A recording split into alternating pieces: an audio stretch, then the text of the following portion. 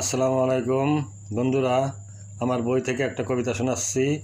শিরোনাম দেশকীয়দের ডাইনিং গামলা।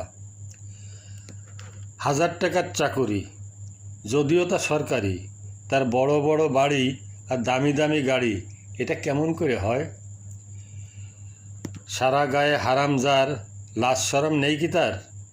মালিকের ঘরে খাবার নাই, গোলামের রাখার জায়গা নাই, এটা অস্বাভাবিক নয়?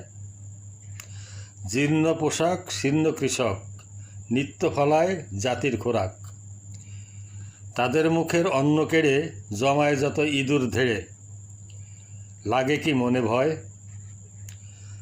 হারামের আরাম কদিন, দিনে দিনে বাড়ছে যে ঋণ, ঘরের ফসল পরের গলায়, করছে জমা শয়তানের চেলায়, পাবি কি ভোগের সময়?